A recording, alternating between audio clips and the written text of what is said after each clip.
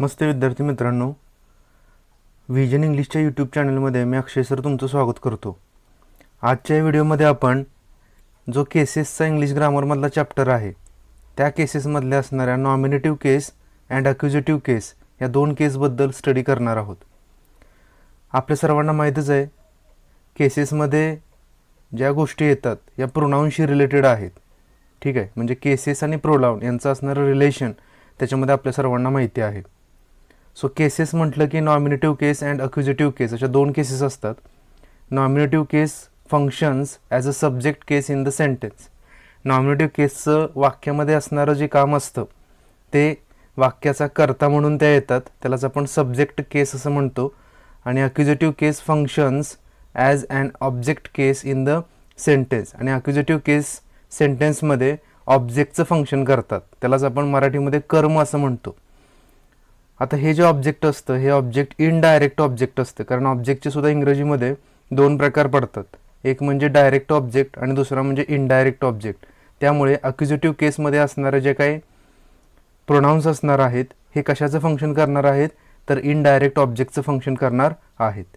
तर बघा, नॉमिनेटिव्ह केस म्हटलं की सब्जेक्टचं फंक्शन, अक्युजेटिव्ह केस म्हटलं की ऑब्जेक्टचं फंक्शन. काही एक्झाम्पल आपण या ठिकाणी घेणार आहोत की ज्याच्यामधून आपण समजून घेणार आहोत की नॉमिनेटिव्ह केस त्याचं असणारं लोकेशन आणि अक्युजेटिव्ह केस आणि त्याचं असणारं लोकेशन. फर्स्ट एक्झाम्पल आहे I passed the MPSC exam. या वाक्यामध्ये आय जो आहे तो या ठिकाणी नॉमिनेटिव्ह केस आहे की जो सब्जेक्टचं फंक्शन करतोय. पास्ट हा क्रियापदाचं दुसरं रूप आहे आणि द MPSC एक्झाम हा ऑब्जेक्ट आहे की जो डायरेक्ट ऑब्जेक्ट म्हणून सेंटेन्समध्ये आलेला आहे. म्हणजेच या सेंटेन्स असणारा जो टेन्स आहे तो सिम्पल पास्ट टेन्समध्ये आहे. Second, we are working in the factory. याच्यामध्ये वी जो आहे तो या ठिकाणी नॉमिनेटिव्ह केस आहे आणि तो सब्जेक्टचं फंक्शन करतोय. आर वर्किंग या ठिकाणी वर्ब आहे.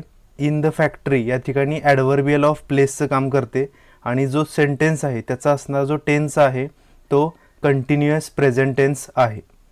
Third sentence, you have resigned this job. You या ठिकाणी नॉमिनेटिव्ह केस सब्जेक्टचं फंक्शन करतोय. हॅव रिझाइंड या ठिकाणी वर्ब आहे आणि दिस जॉब हा डायरेक्ट ऑब्जेक्टचं फंक्शन करतोय आणि जो दिलेला सेंटेन्स आहे तो सेंटेन्स प्रेझेंट परफेक्ट टेन्समधला आहे. You have taken this decision याच्यामधला जो यू आहे तोही या ठिकाणी नॉमिनेटिव्ह केस सब्जेक्टचं फंक्शन करतोय. हॅव टेकन या ठिकाणी वर्ब आहे आणि दिस डिसिजन हा डायरेक्ट ऑब्जेक्ट म्हणून आलेला आहे. हा सुद्धा प्रेझेंट परफेक्ट टेन्स आहे. He is trying his best. याच्यामध्ये ही जो आहे तो या ठिकाणी नॉमिनेटिव्ह केसमध्ये सब्जेक्ट आहे. इज ट्राईंग हिज बेस्ट हे जर तुम्ही व्यवस्थित ऑब्झर्व केलं तर कंटिन्युअस प्रेझेंट टेन्स या ठिकाणी आपल्याला पाहायला मिळतो. नेक्स्ट सेंटेन्स आहे she has cooked a tasty food. She या ठिकाणी नॉमिनेटिव्ह केस सब्जेक्टचं फंक्शन करतोय. हॅज कुक्ड या ठिकाणी प्रेझेंट परफेक्ट टेन्स इंडिकेट करतोय. अ टेस्टी फूड या ठिकाणी डायरेक्ट ऑब्जेक्ट आहे. It was a mistake. इथं इट हा या ठिकाणी नॉमिनेटिव्ह केस सब्जेक्टचं फंक्शन करतोय. वॉज हे हेल्पिंग वर्ब असलंच तरी या ठिकाणी ते मेन वर्बचं फंक्शन करतंय. अ मिस्टेक या ठिकाणी ऑब्जेक्ट म्हणून आलेला आहे. They attended that meeting. याच्यामधला दे जो आहे तो या ठिकाणी नॉमिनेटिव्ह केस आहे, सब्जेक्ट आहे वाक्याचा.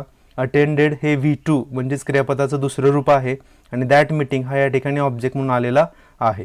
म्हणजेच या असणाऱ्या फर्स्ट टेबलमध्ये तुम्हाला I, we, you, he, she, it आणि दे या ठिकाणी नॉमिनेटिव्ह केसचं फंक्शन करणाऱ्या प्रोनाउन्स आहेत की जे सब्जेक्ट म्हणून सेंटेन्समध्ये येतात.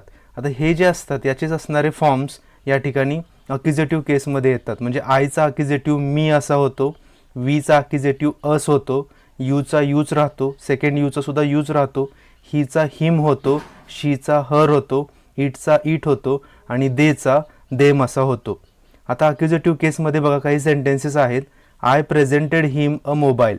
या ठिकाणी हिम या ठिकाणी अक्युजेटिव्ह केस आहे की जो इनडायरेक्ट ऑब्जेक्ट म्हणून आलेला आहे. We accepted her in the house. याच्यामध्ये सुद्धा हर या ठिकाणी अक्युजेटिव्ह केस म्हणून आलेला आहे. Next, you slapped me yesterday. या ठिकाणी मी हा सुद्धा अक्युजेटिव्ह केसमध्ये आलेला आहे. You called us for this function इथं सुद्धा अस या ठिकाणी वीचा असणारा अक्युजेटिव्ह केस आहे.